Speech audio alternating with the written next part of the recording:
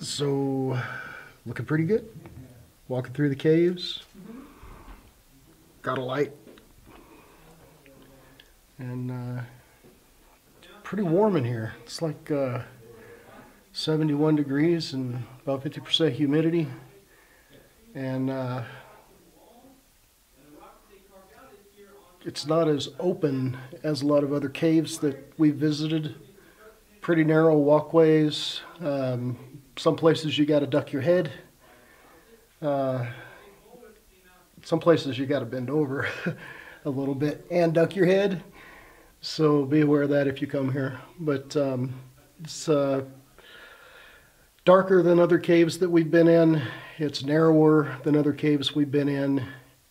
So just be aware of that.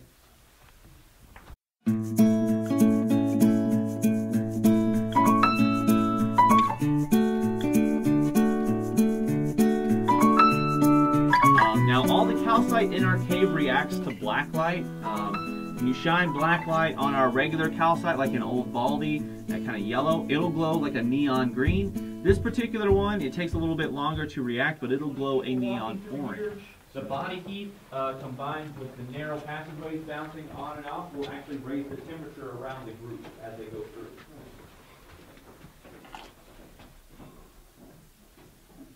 Is that actual walk there? I'm guessing it is, yeah. Now up here we have one of our biggest tunnels coming across the main path that we're going to see today. This area is referred to as the solution tunnels, because as that water churns through with that solution. So this is the one that you're actually going to find those fossils in. On our ladder tour, they actually take you to the back end of this tunnel via a smaller chamber that we go through up here. And we have a snail and a few seashells that are remnants of that inland sea that used to be here. Outside of it. Now, as soon as you get off in this tunnel, it goes dark. We do send you in there with the headlamps and the helmets and everything, but once they get you a little further up in there, they will turn the lights out on you so you can actually experience that complete darkness. Well, they're going to use that to grind up corn and seed. This one over here is a little different. They're using this one to grind up other rocks that have high color pigment. This one in the front, it's got a lot of iron oxides in it. They'll get their reds and oranges. The one in the back's got sulfur, so they'll get their yellows and browns. The one in the back corner has possibly fluoride in it. They'll get their blues and purples from that. They'll use this to make their paints and dyes for their pottery, their clothes, and things like that. Now as we go down around the corner here, we're actually going to get to the most narrow area of our regular tour today. So it's like going down a very long hallway. So if you're claustrophobic and did not know, everybody got to find out about it.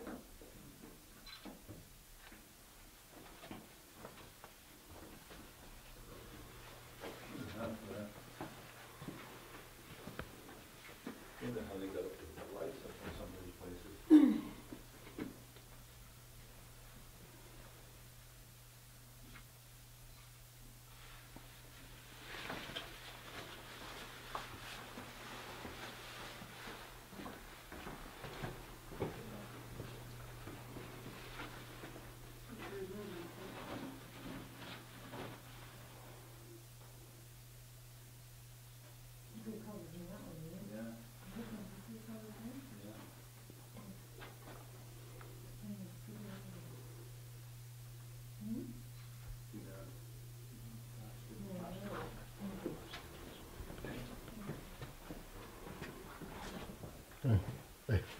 Hey, come here.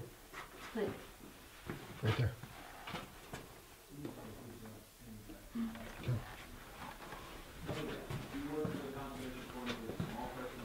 It's narrow.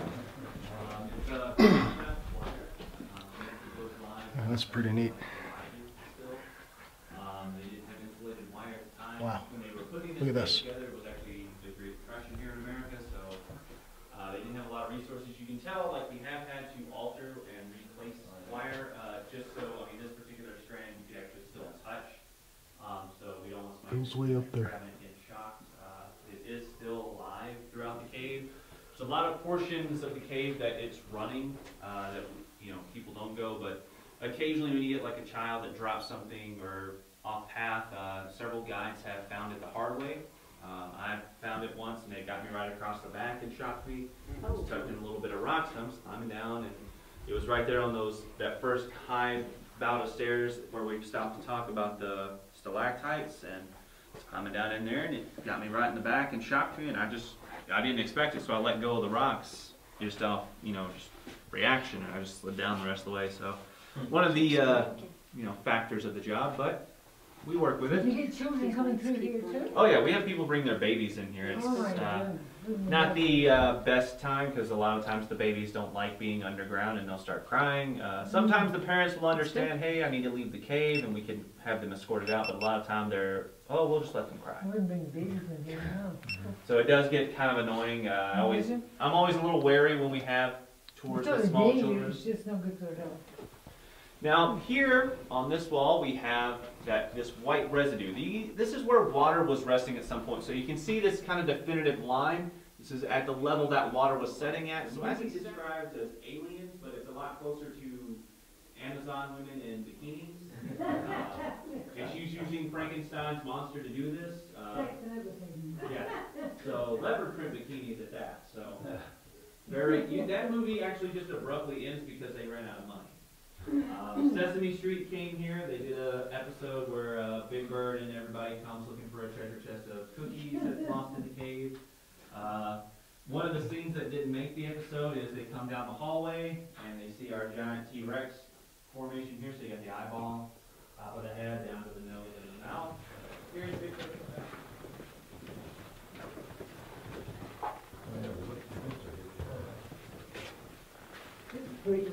Yeah. Costumes that would scare people as they came through at night. So they only got to come through with like a glow stick. So that was amusing. Scaring teenagers who think they can't be scared was probably one of the more fun days I've had at work here.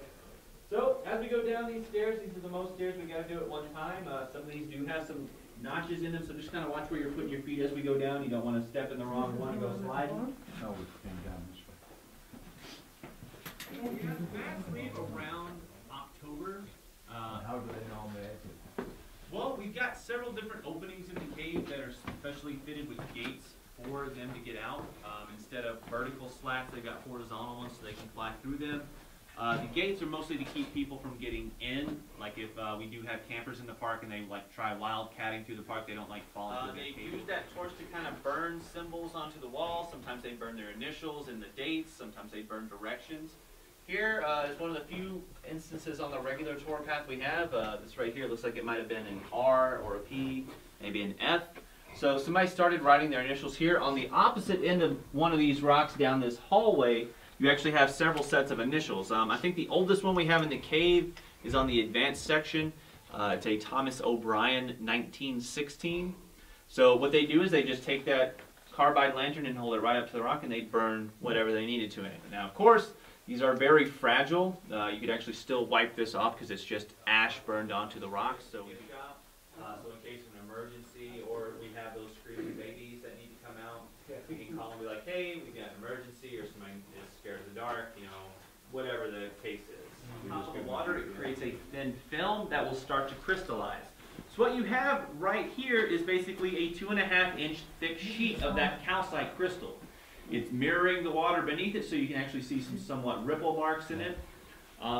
It's also what's known as a false floor. Some people will get into caves and think they're on a solid stone floor, and if the cave ice gets thin enough, they can break through it and fall. You never know how far you're going to fall. Here you're only going to fall about 5 inches and probably hurt your feelings more than anything that you fell. So it's not too dangerous here, but in other cave systems, you can fall into completely other chambers. There was a cave in France where they came across a sheet of cave ice. The sheet they were on happened to be about 8 inches thick, but it also dropped down about 7 stories beneath them into a completely different cave system that ran underneath it. Now, this right here is actually the biggest open dirt floor we have in the entire cave system. This is where Frank Schmidt kind of camped out while he's mapping out our cave. They'd stay down here for about 5 days at a time. So this was his base camp. Of course, back then they weren't as much concerned with touching. That's why this kind of side area has a lot of those rub spots where, it's kind of that crystal exposed, because the geology and the science of it hadn't really caught up to them yet. Now, after the CCC finishes their work and they built a house on top for Frank Schmidt, he doesn't have air conditioning, so when it's 115 degrees outside, him and his wife just come down here and relax. It's better to be in 70 degrees than 115, so we call this area Frank's living room.